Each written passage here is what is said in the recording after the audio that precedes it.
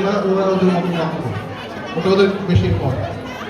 Clinical সাইকোলজিতে আমরা প্রথম batch, আমার সাথে যারা ছিল জহির অলরেডি আছে, জহিরের সাথে আমার অনেক যুদ্ধ, অনেক সংগ্রাম। তো আমরা যখন শুরু করি, আমি যদি বলি যে সাইকোলজিতেই যখন শুরু করি, সাইকোলজিতে যখন ভাইবা মানে ইউনিভার্সিটি ভর্তি পরীক্ষায় ভাইবা দিতে যখন আসলাম, আমাকে আজিজ স্যার ছিল ভাইবা করে। আমি জিজ্ঞেস করেছিলেন কী করবো, আমি বললাম আমি সাইকোলজি করবো। তার খুব অবাক করলো যে সাইকোলজি কেন করবো, আমি তো তখন আজিজ স্যারকে চিনি না, পরে চিনেছি। তুমি কেন এটা করবো, আরও সাবজেক্ট আছে, আমি এটাই করবো। তার একটা ডাউট ছিল যে আমি জাস্ট ভর্তি হওয়ার জন্য ঢুকবো, তারপরে চলে যাবো। তো যাই হোক, সেই যে ঢুকলাম আর বের হতে পারলাম, এখনও ওখানেই আসছি। ছাত্র থেকে শিক্ষক, শিক্ষক থেকে হয়তো এখানে থেকেই অবসর। তো আমার মনে আছে আমাদের যে জার্নিটা সাইকোলজি, বাংলাদেশের সাইকোলজি মানে না খেয়ে থাকা একটা প্রফেশনাল গোষ্ঠী, মানে প্রফেশন বলাও যাবে না। যারা ওই জেনারেশনে, যারা ওই 90 দশকে পড়াশোনা করেছেন, আমার কাছে আমার স্যারও আছে, আমাদের কাছে আমরা জানি এই সময় আমাদের ইমেজ কেমন ছিল। মিসির আলী ছিল সবচেয়ে পপুলার, তো ওটাই ছিল এখান থেকে তো মূলত মিসির আলী। তো মিসির আলী অ্যাকচুয়ালি আমি যেটা তখনও বুঝতাম যে সাইকোলজিতে যতখানি এটা পপুলার করেছে তার থেকে বেশি ড্যামেজও করেছে।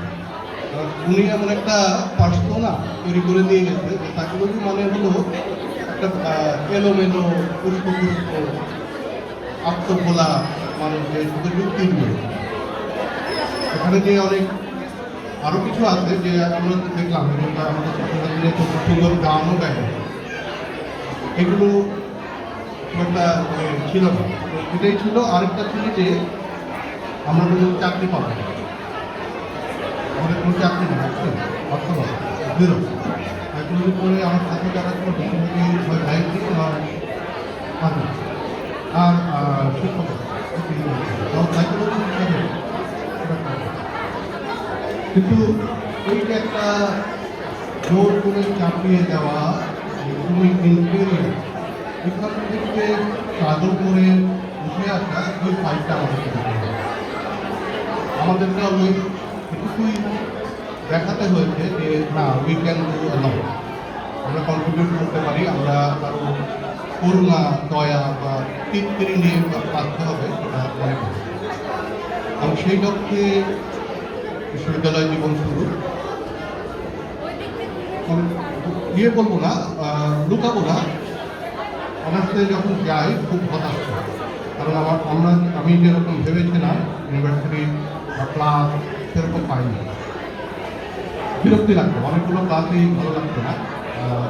যেটা হতো যে বন্ধু বান্ধব মিলে গেছিলো, আমার বেশিরভাগ সময় মনে আছে যে ক্লাস করে খেয়েছি, আড্ডা, সন্ধ্যাবেলা ঘুরে বেড়ানো, একটা অন্যরকম জীবন, একদমই এনজয় করতাম না। পড়াশোনাটা ভালো লাগতো, পড়তে ভালো লাগতো, ক্লাস করতে মজা পেতাম।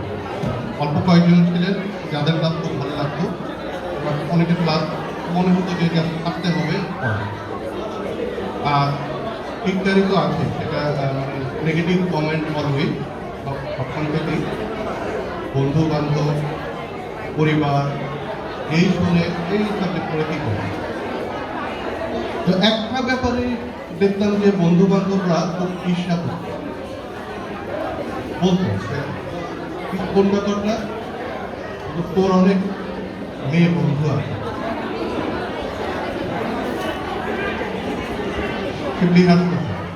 তো এটা ছিল একটা খুব কমন। যেই আসতো যে তোর বন্ধুদের সাথে পরিচয় করাই দিবি, তখন একটা ভাব নিত যে হ্যাঁ একটা,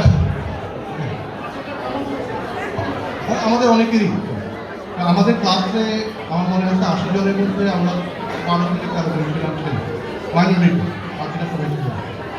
তো বন্ধু বান্ধব ছিল অবশ্যই, কিন্তু অন্য ডিপার্টমেন্ট, অন্য আসতো তর্ক করতে, এই তোর বন্ধুদের সাথে পরিচয় করিয়ে দিবি। হ্যাঁ, এরকম আমার তখন একটা ইয়ে লাগছে যে হ্যাঁ একটা কারণে হলো আমার। তো যাই হোক ওই পার্ট শেষ করে যখন মাস্টার তখন ক্লিনিক্যাল সাইকোলজি শুরু, সেটাও আবার একটা যুদ্ধ দিয়ে ঢুকে যাওয়া এবং তারপরে শুরু হলো আপনার এই স্বপ্ন দেখা। যে না, এই দিস ইজ দ্য ওয়ে, বাংলাদেশে যদি এটাকে আমরা নিয়ে যেতে পারি, স্টাবলিশ করতে পারি, দ্যাট উইল বি এটাই আমাদের একটা বড় স্ট্রাগল। তো আমি থ্যাঙ্কফুল যে আমাদের সাথে যারা ছিল, বিশেষ করে first batch, second batch, third batch, fourth batch, এই যে মানুষগুলো তারা ঘরের ঘুরে বনের মোষ তাড়ানোতে তাদের থেকে চুরি আর কারো ছিল না। আমার তোমার আছে 8 বছর জানি, আমাদের অনেক কিছু।